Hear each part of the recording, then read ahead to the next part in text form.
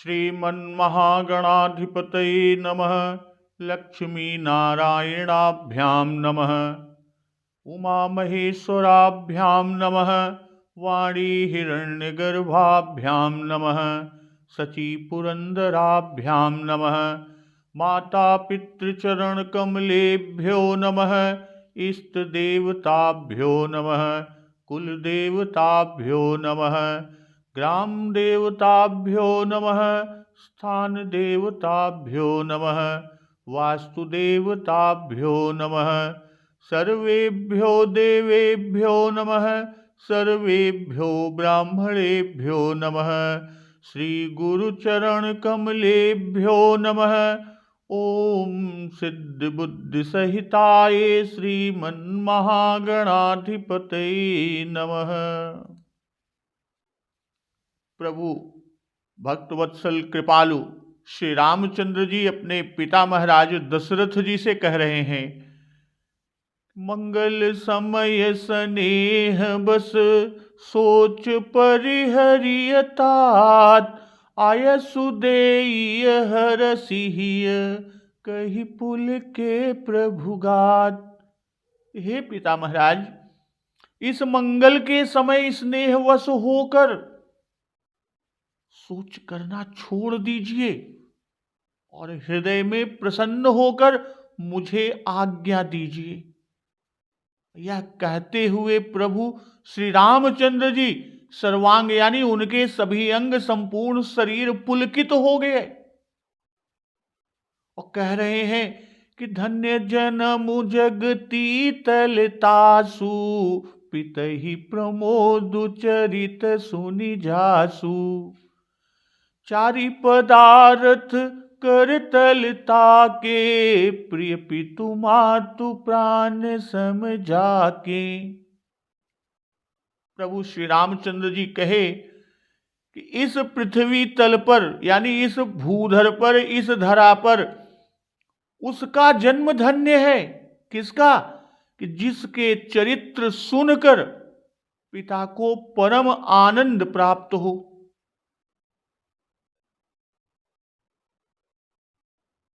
और आगे कहते हैं कि चारि पदार्थ कर तलता के, प्रिय पितु मातु प्राण समझाके। कि जिसको माता और पिता प्राणों के समान प्रिय हैं और चारों पदार्थ अर्थ धर्म काम मोक्ष उसके करतलगत यानी उसकी मुट्ठी में रहते हैं। यानी चारों पदार्थ अर्थ धर्म काम और मोक्ष उस व्यक्ति के मुट्ठी में होते हैं जिनको माता पिता प्राणों से अधिक प्रिय हैं। इसीलिए कहते हैं कि आयसु पाल जन्म फल पाई, अहूँ बेगी हो रजाई। विदा मातु सन आवऊ मांगी, चली हूँ बनही बहुरी पग लागी। कि आपकी आज्ञा पालन करके और जन्म का फल पाकर मैं जल्दी ही लौट आऊंगा, इसलिए मुझे कृपा करके आज्ञा दीजिए। कहां? वन जाने के लिए। मैं माता से भी विदा मांग आता हूं, फिर आपके पैर पड़कर आपको प्रणाम कर आपके पैर लगकर मैं वन को चलूंगा। इतना कहकर अस कही राम गवनु तब कीन्हा, भूप शोक बस उतरु न दीन्हा। ऐसा कहकर तब प्रभु श्री रामचंद्र जी वहां से चल दिए और राजा ने शोकवश कोई उत्तर नहीं दिया। नगर व्यापी गई बात सुतीछी, छुअत चढ़ी जनु सब तन बीछी। तो अब आज का प्रसंग यहीं से चलेगा। अभी तक निपवचन और राजरस भंग प्रसंग पर हम लोगों ने, और आज से अवधवासी यानी पूर्ववासी अवध के उनके विरह और विषाद के प्रकरण के प्रसंग को।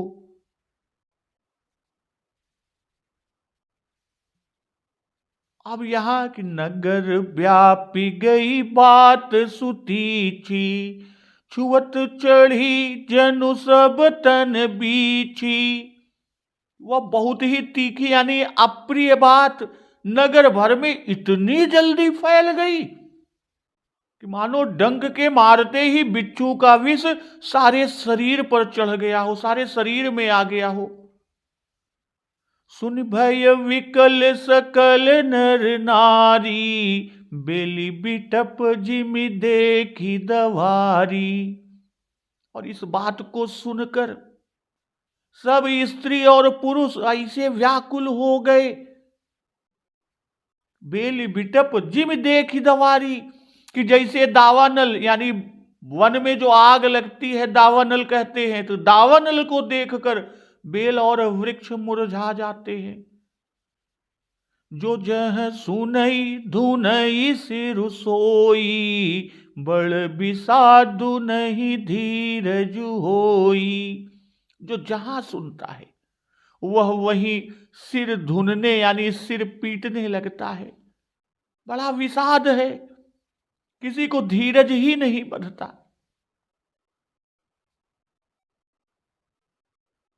अब यहां की नगर व्यापी गई बात सुतीची, सुतीची यानी अत्यंत तीक्ष्ण। भाई सांप की उगली हुई बिच्छी जो होती है बड़ी ही तीक्ष्ण होती है। तो यहां पर कैकेयी सर्पणी है कि दो बासना रसना दसन बर मरम ठाहरु देखई, यानी कैकेयी की कही हुई बात सांपनी की उगली बीछी है, तीक्ष्ण बात बिच्छी है और सुतीक्ष्ण बात उगली हुई बिच्छी है। कैकेयी ने राजा को काटा। प्रजा राजा का अंग है और सब अंग में बीछी चढ़ गई, अर्थात अत्यंत तीक्ष्ण बात सुनकर सब प्रजा व्याकुल हो गई। यहां कैकेयी बीछी है, उसकी वचन जो है कैकेयी के वचन वो डंक है, भूप थल है और एक स्थल में लगते ही सारे शरीर रूपी नगर में वह विष फैल गया। जैसे बिच्छू के डंक मारने से सारे शरीर में विष तुरंत ही दौड़ जाता है, वैसे ही कैकेयी के वनवास वाले वरदान की बात सारे नगर में बात की बात में फैल गई, जरा सा भी देर नहीं लगी। और यह सुनि भय विकल सकल नर नारी, बेली बिटप जिम देखी दवारी। भाई बात की तीक्ष्णता दिखला रहे हैं अब यहां कि वह ऐसी तीक्ष्ण है कि सुनते मात्र सब व्याकुल हो गए। यहां नर को विटप और नारी को बेल की उपमा बाबा गोस्वामी तुलसीदास जी दे रहे हैं। दौ लगने से, जो जंगल की आग है, दौ लगने से बेल और बिटप झुलस जाते हैं। भाई दावाग्नि से जले हुए बेली और वृक्षों में फिर पत्ते लगते हैं, लग जाते हैं। वैसे ही श्री राम जी के आने पर स्त्री और पुरुष सुखी होंगे। तो बेली और विटप की उपमा यहां पर देने का बाबा गोस्वामी तुलसीदास जी का भाव है कि जिस तरह ये जड़ हैं बेली और विटप, वैसे ही अवधवासी तीक्ष्ण बात सुनकर व्याकुलता से जड़वत हो गए। दावानल लगने से बेली और विटप काले पड़ जाते हैं, तो वैसे ही तीक्ष्ण बिच्छू के डंक मारने से सारा शरीर काला हो जाता है।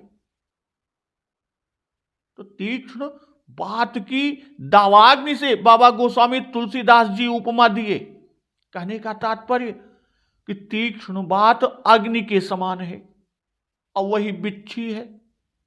अब बिच्छी का जहर आग के समान दाहक होता है, जलन करता है। तो बेली और बिटप के आंख नहीं है, फिर दावाग्नि को, जंगल की आग का देखना कैसे? भाई बेली और विटप के अभिमानी देवता चेतन हैं, उनके आंख हैं, वे देखते हैं। इसी से देखना कहे कि बन सागर सब नदी तलावा, हिमगिरी सब कहु नेवत पठावा, काम रूप सुंदर तन धारी, सहित समाज सहित बर नारी, आए सकल तुहि नाचल गेहा। और यहां बेली और विटप स्थावर प्राणी अचर है, तब विपत्ति एकदम पास आ जाती है, तब उन्हें उसके आने का पता लगता है, तो वह बेचारे भाग कर बच नहीं सकते। इसलिए विपत्ति के बिल्कुल सिर पर आ जाने से पहले विपत्ति को देखकर ही मुरझा जाते हैं, मूर्छित हो जाते हैं। जब जंगल में आग लगती है तब दूर दूर पर की लताएं और वृक्ष भय से सूख जाते हैं, और अग्नि को जलाने में इस कारण और भी सुगमता हो जाती है, पहले से ही सूखे रहते हैं। यहां अयोध्या के नर नारी आने वाली विपत्ति का यानी श्री राम जी के वियोग का अनुमान करके ही विकल हो गए। विकलता इसलिए भी अधिक है कि हम इस विपत्ति से बच नहीं सकते। पिता और पुत्र दोनों ही कठिन सत्यव्रती हैं, कोई अपना सत्यव्रत न छोड़ेगा। इसका विश्वास ही निराशा का कारण है कि विपत्ति अब टल नहीं सकती। अवध नगर राजा अवधनाथ का शरीर है, उसमें बिच्छू के डंक का व सर्प का विष छूते ही चढ़ गया, अर्थात यह पीड़ाजनक खबर सारे नगर में डंक के जहर की तरह आनन फानन में फैल गया। फैलती बेर तो वह तेज चुभने वाली बीछी सी थी, परंतु व्यापते ही जैसे विष का प्रभाव चढ़ता है, उसने दावानल का रूप पकड़ लिया। उस विपत्ति के टलने की अब रत्ती भर संभावना न देखकर सभी नर नारी घबरा उठे। जो जहां सुनता वहीं पर सिर धुनता, सिर पीटने लगता। तो सुनि भय बिकल सकल नर नारी, बेली बिटप जिमि देखी दवारी। भाई श्री राम जी वन को जाना चाहते हैं, यह सुनकर नर नारी विकल हो गए, जैसे दावानल आना ही चाहता है। और यह देख बेली और विटप जिस भांति मुरझा जाते हैं दावा को देखकर, प्रश्न अब यहां एक ये उठता है कि क्या बेली और विटप दावाग्नि को देख सकते हैं? तो उसका उत्तर है कि हां, देख सकते हैं। महाभारत में कारण देखकर बतलाया गया कि तस्मात् पश्यन्ति पादपाः तस्मात् शृण्वन्ति पादपाः, यानी पेड़ देखते हैं, सुनते हैं। और जड़ विज्ञान भी अब यह मानने लगा है। तो जो जह सुनई धुनहि सिर सोई, बड़ विषादु नहीं धीरज होई। जैसे दावाग्नि को देखकर बेल विटप कहीं नहीं जा सकते, वैसे ही तीक्ष्ण बात सुनकर स्त्री और पुरुष जो जहां है वहीं माथा सिर पीटने लगते हैं, कहीं भागकर जा नहीं सकते, क्योंकि अभी श्री राम जी अवध में हैं और उन्हें छोड़कर कहां भाग कर जाएं। जब श्री राम जी वन को चले तब दावाग्नि देखकर प्रजा का भागना लिखते भी हैं कि विधि कई कई किरातिन कीन्ही, जय दव दुसह दसहु दिसि दीन्ही। सही न सके रघुबर बिरहागी, चले लोग सब व्याकुल भागी। तो यहां जड़ वृक्ष और वेलों से उपमा दिए बाबा गोस्वामी तुलसीदास, और आगे वन गमन के समय, जब वन गमन करेंगे उस समय खग और मृग से उपमित किए कि खग मृग विपुल सकल नर नारी।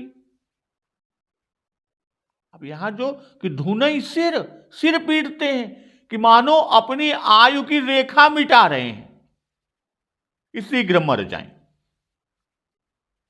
अर्थात हमारे भाग्य फूट गए।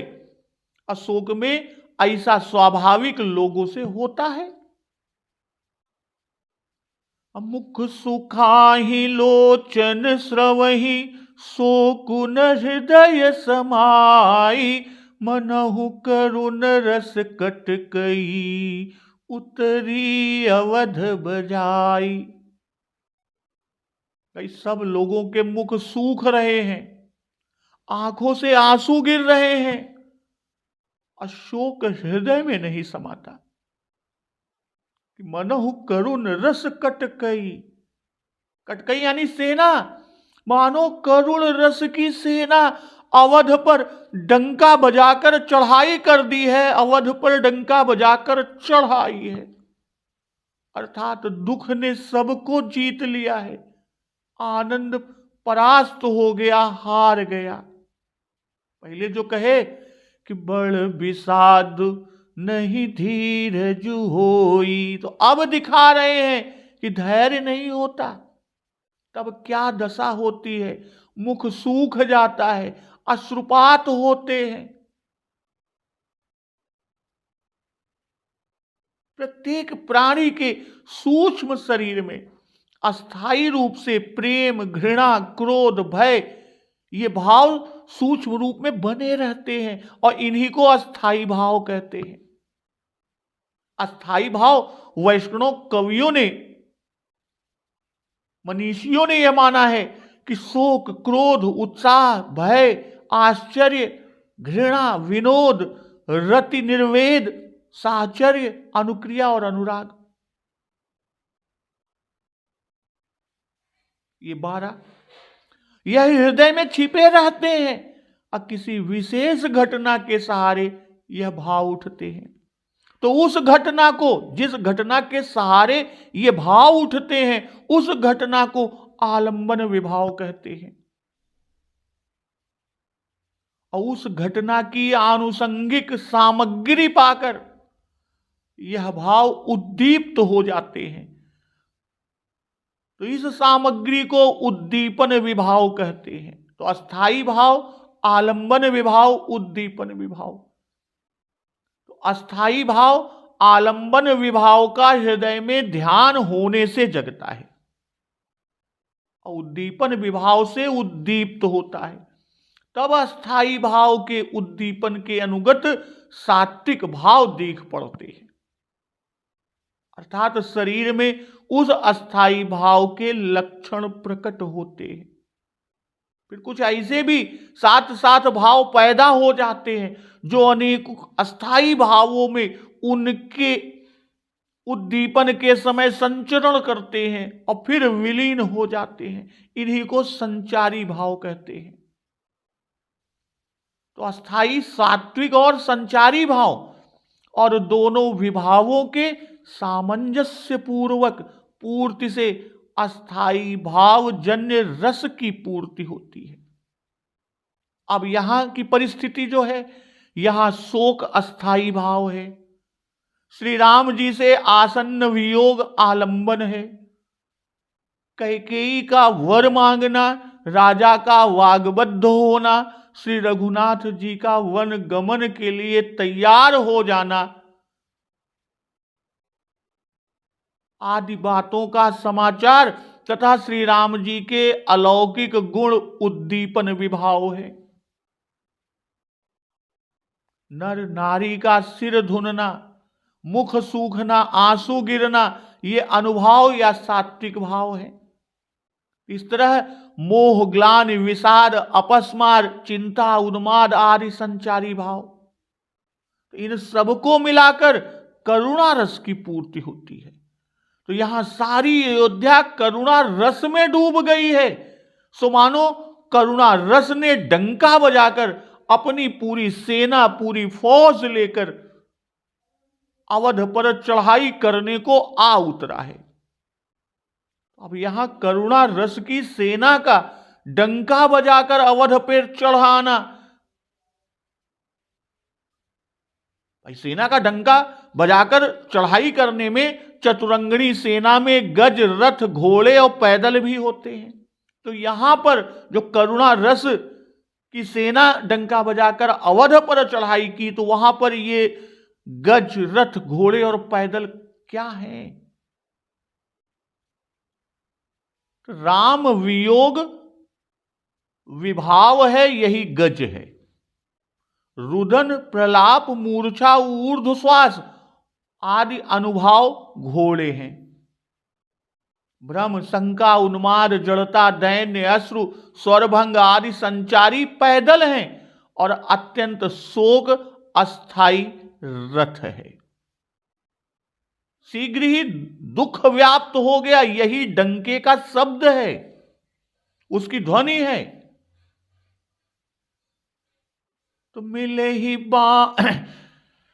ही माझ विधि बात बेगारी, जतह दे ही कई कई गारी।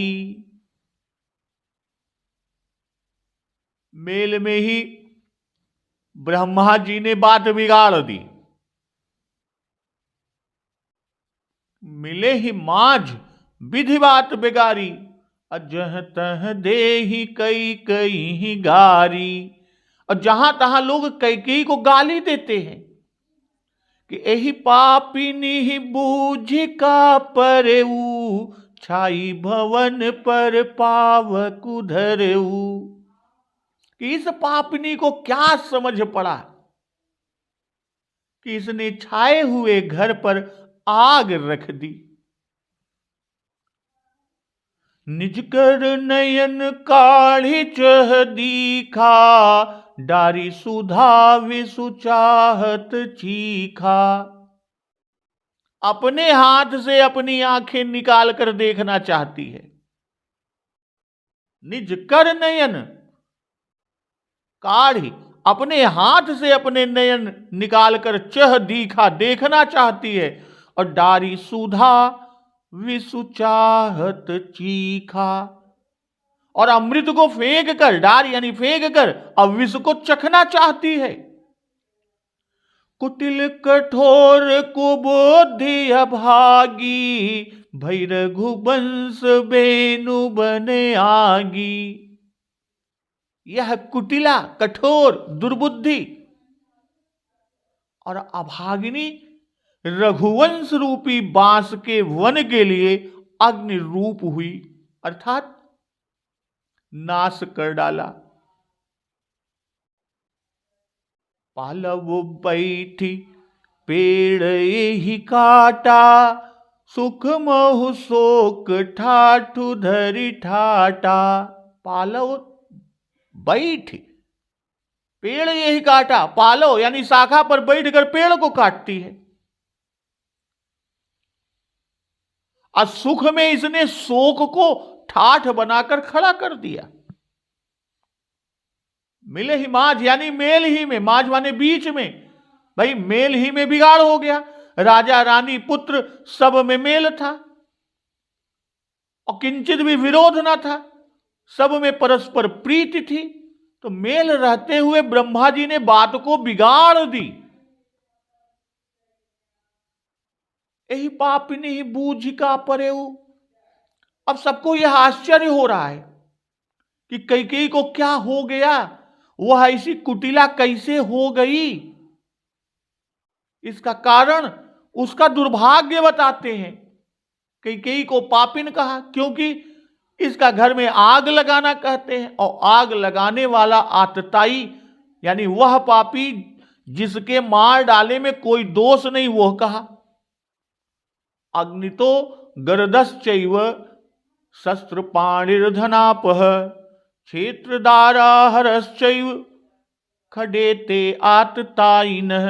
वशिष्ठ स्मृति में है, अर्थात घर जलाने वाले को आया हुआ, घर जलाने को आया हुआ, विष देने वाला हाथ में हथियार लेकर मारने के लिए आया हुआ, धन लूट कर ले जाने वाला और स्त्री या खेत का हरण करता। ये 6 आतताई वशिष्ठ स्मृति में बताए। अब बूझ का परे हूं, यानी कैकेयी को यह न सूझ पड़ा कि जिस घर की छाया में रहना है, जिसमें समस्त सुख के पदार्थ भरे हुए हैं, उसी में आग लगाने से सब कुछ जल जाएगा, कुछ भी न बचेगा। यह उसे नहीं सूझा कि जिन राम जी को मैंने जन्म से पाल पोस कर बड़ा किया, राज्य करने योग्य बनाया, उन्हीं को राज्य देने के समय राज्य न देकर वन भेज रही हूं, यह उसकी समझ में नहीं आया। अच्छाई भवन पर, तो यहां भवन क्या है और छाना क्या है और अग्नि क्या है? भाई राज्य छाया हुआ भवन है और जिसमें सब सुख प्राप्त होते हैं। श्री राम जी का पालन और पोषण करके बड़ा करना, राज्य करने योग्य बनाना भवन का छाना है। श्री नंगे परमहंस जी के शब्दों में कहें तो कैकेयी जी ने जो बालपन में श्री राम जी का पालन किया, वही मकान का उठाना है। भाई जैसे मकान के उठाने में बहुत समय लगता है, तो वैसे ही कैकेयी को बालपन से लेकर कौमारावस्था तक पालन पोषण करने में बहुत समय लगा है। मकान छाया जाता है तो उसमें समय कम लगता है, वैसे ही पाल पोस कर बड़ा करने पर कैकेयी ने उनका विवाह किया, जिसमें समय लगा पर कम समय लगा। श्री राम जी का श्री जानकी जी से विवाह करा के उनको घर लाने के पश्चात कैकेयी को तो उनसे सुख उठाना चाहिए था, तो श्री राम जी का विवाह करना घर का छाना। और निज कर नयन काढ़ी चह दीखा। अब फिर क्या कहती है आगे कि डारी सुधा बिसु चाहत चीखा। भाई जैसे कोई अपने नेत्रों की सुंदरता सुनकर और उन्हें निकाल कर अपने हाथ पर रख कर धर कर उन्हें अपनी आंखों से देखना चाहे, तो वो मूर्ख ही, यानी उसको वो कैसे देख सकेगा मूर्ख? भाई जिससे देखता उसी को तो उसने निकाल लिया है। देखने वाली इंद्री ही नष्ट हो गई, तब अपने नेत्रों का सौंदर्य भी न देख सका और साथ ही साथ कुरूप भी हो गया। तो वैसे ही यहां इस समय प्रभु श्री राम जी नेत्र हैं और कैकेयी ने स्वयं ही वर मांग कर राम वन गमन, राम जी को वनवास दिया। तो यही नेत्रों का अपने हाथ से निकाल लेना है। या ध्यान रहेगी यह वर भी उसने हाथों से ही मांगा है कि मांगू दूसर बर कर जोरी, पूर्वहु नाथ मनोरथ मोरी। श्री राम जी के श्री अयोध्या में रहने से सब सुख देखने को मिलता। भाई उसने पहले भरत को राज्य मांगा, तो राजा भरत जी को ही राज्य देने को कहते ही थे कि सुदिन सोधि सब साजु सजाई, देऊ भरत कहु राजु बजाई। और फिर कहे कि राम राखु राम कहु जेहि तेहि भांति।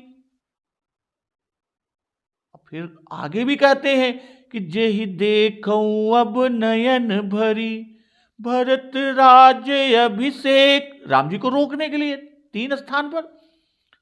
तो श्री राम जी वन को न जाते तो राजा भी जीवित रहते। संभव था कि भरत राज्य ग्रहण करते और तब वह भरत के राज्य का सुख देखती। श्री राम जी को वनवास देकर निकाल देने से अयोध्या में अब कौन सुख देखने को मिलेगा? भरत जी का राज्य देखना असंभव है। विधवा होना और भरत जी का राज्य न ग्रहण करना और स्वयं भरत का और पूर्ववासियों का उसे उल्टी सीधी सुनना, यही कैकेयी का अंधा और कुरूप होना है।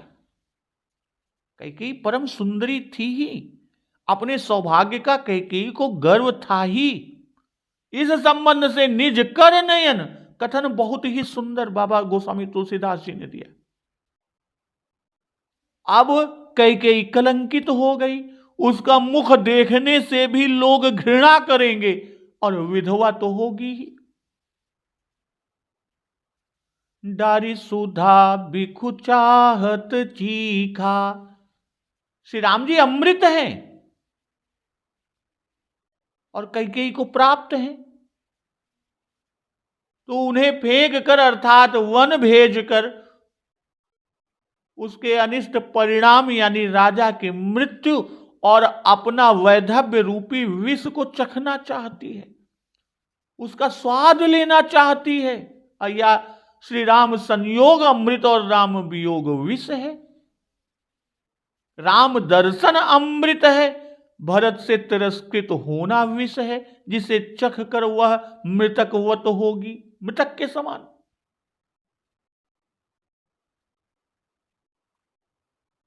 तो यहां भरत राज्य विष है और श्री राम जी को वन देकर पति को मारकर भरत राज्य चाहती है।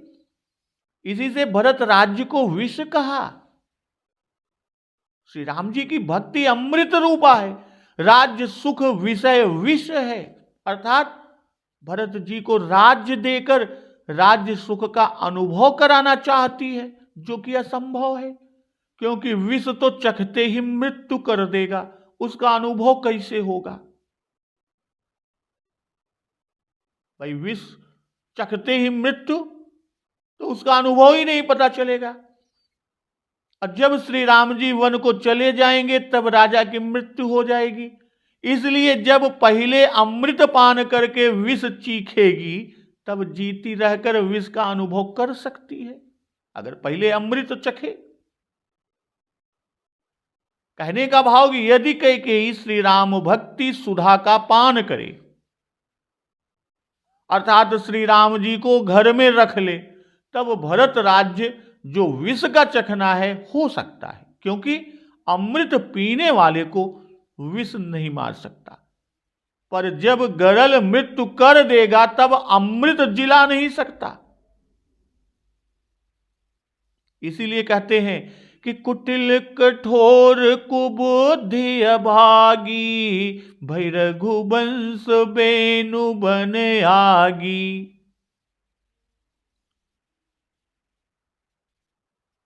कैकेयी ने 4 बातें कही, इसी से उसमें 4 दोष कह रहे हैं। छाए हुए घर पर आग धर दी इसलिए कुटिल है, कुटिल। दूसरा कठोर, तीसरा कुबुद्धि और चौथा अभागी। और स्वामी से विमुख होने या कुमार्ग पर चलने से कुटिल कहे। ऊपर से तो श्री राम जी से स्नेह दिखलाती हैं, पर भीतर कुछ और है। इसी से तो राज तिलक से क्षोभ हुआ, इसलिए कुटिल कहा। अपने हाथ से अपनी आंखें निकालने के संबंध से कठोर, और श्री राम जी को दुख देने का विचार मन में लाने, उनको वनवास देने का हठ करने से हृदय कठोर कहा। भाई अमृत फेंक कर विष को चखना चाहती है, इसलिए कुबुद्धि। अहित में अनहित, अनहित में हित का विचार कर रही है, किसी का कहना नहीं सुनती, किसी का कहना नहीं मानती। यह भी नहीं विचार करती कि श्री राम जी के वनगमन से राजा जी की मृत्यु हो जाएगी, तब मुझे कौन सुख भोग करने को मिलेगा। यह दुर्बुद्धि की ही तो बात है। अब पालव पर बैठकर पेड़ को काटा, यानी रघुवंश को जलाने के लिए इस वंश में अग्नि रूप में प्रकट हुई और सभी के हृदय को जला रही, इसलिए अभागी कहा। भाई राम भक्त ना होने से भी अभागी, कि भाई रघुवंश बेनु बन आगी। भाई कुटिल आदि यह विशेषण देकर तब कहे कि रघुवंश को जलाने के लिए यह वेणुवन यानी बांस की वन से प्रकट हुई अग्नि के समान है। कुटिल, कठोर, कुबुद्धि और अभागे ही ऐसा काम कर सकते हैं, कोई और नहीं कर सकता। वेणुवन यानी बांस के जंगल में प्रायः स्वयं से ही आग लग जाती है, यानी बांसों के आपस में रगड़ से। भाई वायु के वेग से बांस जब आपस में बारंबार लड़ते हैं, रगड़ते हैं, तो उनमें एक दूसरे की रगड़ से अग्नि पैदा हो जाती है जो सारे वन को जला डालती है। तो यहां बाबा गोस्वामी तुलसीदास जी बांस के वन की उपमा दे रहे हैं, क्योंकि जैसे बांस ही में से आग निकलकर अब बांस के वन मात्र को जला डालती है, वैसे ही इस कुल में ही कैकेयी अग्नि रूप प्रकट हुई और जिसने अपने वंश भर को शोक में डुबा दिया। तो यहां बांसों की आपकी रगड़ क्या है? वही जो मंथरा के उपदेश है। मंथरा ने जो उपदेश दिया कि समौ फिरे रिपु होई प्रीते अपठये भरत भूप ननियौरे, और जो उपदेश दिया कि साल तुम्हार कौशली हिमाई असवति सुभाऊ सकई नहीं देखी, कद्रु बिनत ही दीन दुख तुम्ही कौशिला देव। और आगे कहती है कि सुत ही राजू राम ही बन बासु देहु लेहु सब सवती हुलासु। यही सौतिया डाह जो है, यही आपस की रगड़ है। छाई भवन पर पावक धरेऊ, आग लगाना कुटिलता घर में और छाकर उसमें आग लगाना कठिन कुटिलता। यह घर की छाने वाली थी, घर फोड़ने वाली बात यह नहीं सुन पाई थी मंथरा से कि पुण्य यश कबहु कहसी घर फोरी तो धरि जीभ कढ़ावो तोरी। वृद्धों से सुना है कि जब महाराज दशरथ बारात लेकर जनकपुर गए थे तो उसी के बीच में पुत्र और पुत्र वधू राम जानकी के उतरने के लिए कैकेयी ने कनक भवन बनवाया था। असो आज वनवास देकर उस कनक भवन में आग लगा रही है। तो उल्टी बुद्धि जिसके द्वारा हित अनहित जान पड़े और शत्रु मित्र मालूम पड़े वही कुमति है। तब उर कुमति बसी विपरीता हित अनहित जानहु रिपु प्रीता। अब इससे बढ़कर उल्टी बुद्धि और क्या कि जिस आंख के बदौलत संसार दिखाई पड़ता है उसे अपने हाथों से निकाल कर देखना चाहती है। भाई शत्रु आंख निकालना चाहते हैं सो यह स्वयं अपनी शत्रु हो गई, अपने ही हाथ से अपनी आंख निकालना चाहती है। और आंख बड़ी प्रिय वस्तु है, इसी भांति सौभाग्य और सुयश बड़ी प्रिय वस्तु है, जो इन दोनों को अपने हाथों से नष्ट करके यह सुख चाहती है। इससे बढ़कर कुबुद्धि कौन होगा? और जिसके पास अमृत हो और विष का स्वाद जानने के लिए अमृत को फेंक कर विष पीना चाहे तो उसके ऐसा अभागा कौन? कैकेयी राम संयोग रूपी अमृत का त्याग करके उसे फेंक कर वन भेज कर राम विरह रूपी विष पान करना चाहती है, इसलिए कैकेयी अभागी है।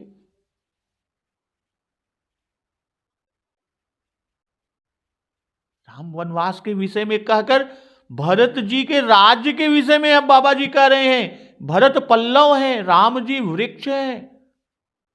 और वृक्ष के कल्याण से ही पल्लव का कल्याण होता है। वृक्ष के काटने पर पल्लव सूखते हुए कितनी देर लगती है। असो यह पल्लव रूपी भरत को आश्रय बनाकर राम रूपी वृक्ष को काटना चाहती है। भरत जी ने तो स्वयं कहा है कि पेड़ काट तय पालव सींचा। इसलिए कैकेयी की कोई भी बात बुद्धि के भीतर आने लायक नहीं है। पापिनी भी पाप किसी न किसी इष्ट सिद्धि का उद्देश्य करके ही करती है, पर इस पापिनी को क्या समझ पड़ा जो इसने ऐसा अनर्थ कर डाला। पालव बैठी पेड़ ही काटा सुख महु शोक ठाठु धरी ठाटा। यहां भरत पालव है, राम जी पेड़ है। और यही बात भरत जी अपने मुख से कहते हैं कि पेड़ काटी तय पालव सींचा मिनि जियत निति बारी उलीचा। जिसके आधार पर सर्व सुख भोगने को मिलते, उसका ही तो सर्वनाश किया। पल्लव पर बैठकर पेड़ काटे और सोचे कि पेड़ कट कर गिर पड़ेगा, मैं न गिरूंगी, मेरा आधार पल्लव ज्यों को त्यों स्थिर और हरा भरा रहेगा। तो यह मूर्खता ही तो है।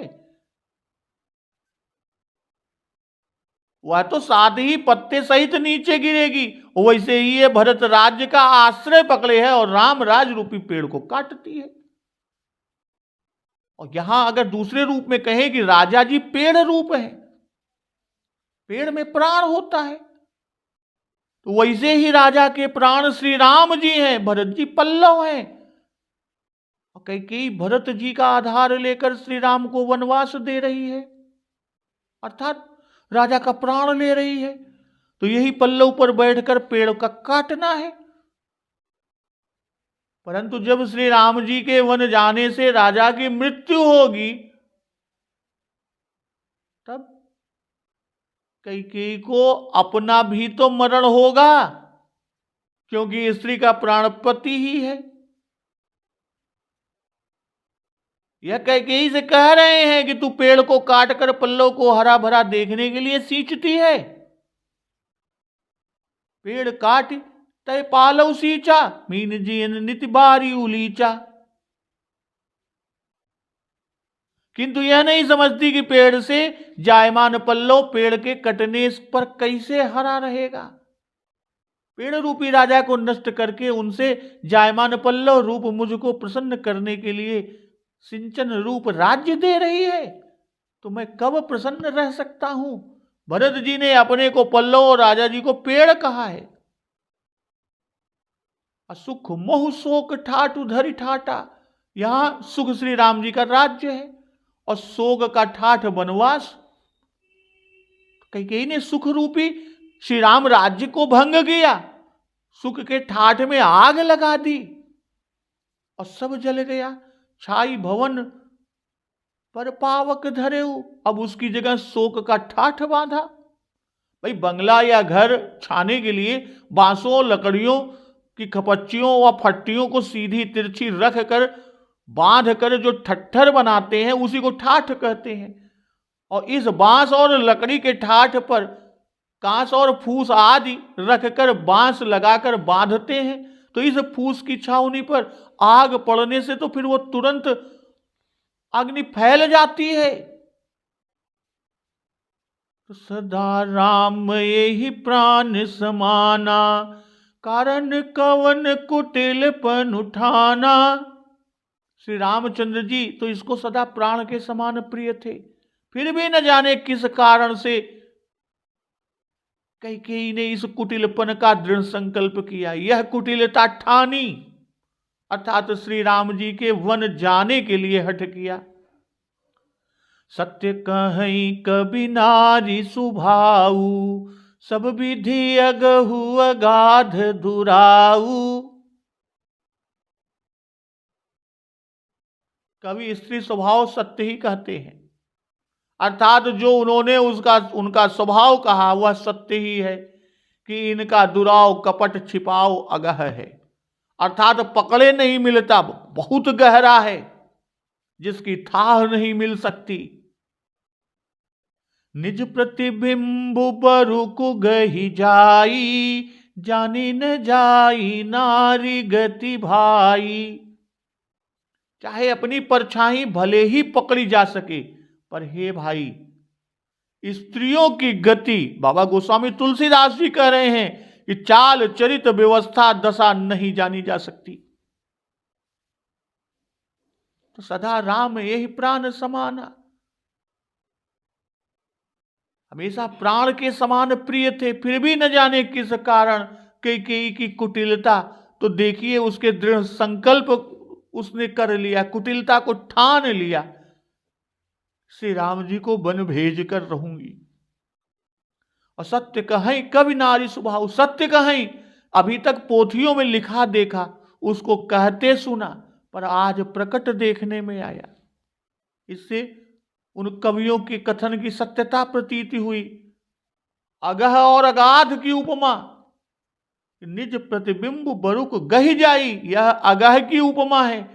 और काहन पावक जारिसक, कान समुद्र समाय, यह अगाधता की उपमा है। दोनों के बीच में पावक की उपमा। कहने का भाव यहां पर कि समुद्र में बड़वानल रहता है और इसी से बड़वानल सहित समुद्र की उपमा बाबा गोस्वामी तुलसीदास जी ने यहां दिया और दिखा रहे हैं कि गंभीरता में समुद्र के समान और जलाने में बड़वा नल के समान। जान जाई नारी गति बहाई, नारी गति का वही आशय है कि सब विधि अगह अगाध दुराऊ, दुराऊ ही नारी गति का भावार्थ कि विधियु न नारी हृदय गति जानी, सकल कपट अवगुण खानी। कहने का भाव यह मन में श्री राम जी से तो द्वेष रखती थी कैकेयी, और उस द्वेष को ऐसा छिपाए रही कि आज तक कोई समझ नहीं पाया, कोई लख नहीं पाया।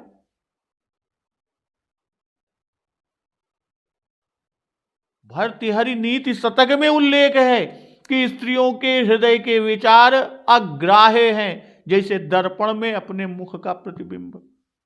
उनके मन के भाव जाने नहीं जा सकते, जैसे पर्वत पर के सूक्ष्म कठिन मार्ग।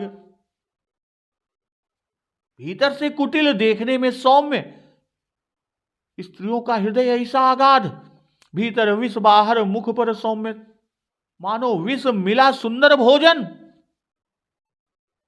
जो उनके हृदय में है वह जिह्वा पर नहीं, और जो जिह्वा पर है वह प्रकट नहीं, जो कहती सो करती नहीं।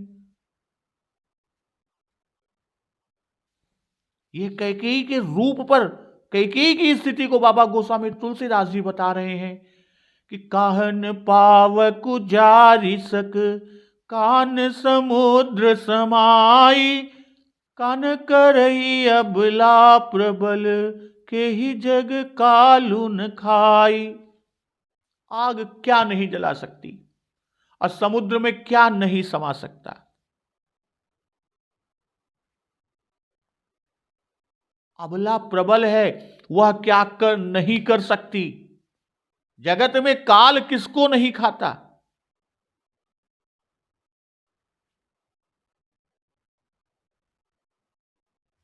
तो अब यहां पर आगे के प्रसंग का श्रवण अमृत रसपान हम लोग अगले दिवस की कथा में श्रवणामृत पान करेंगे।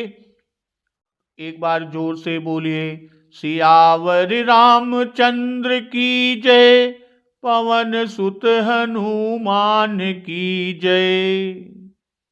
जगत जननी मां जगदम्बा की जय, गुरुदेव भगवान की जय, उमापति महादेव की जय। जय श्री राम।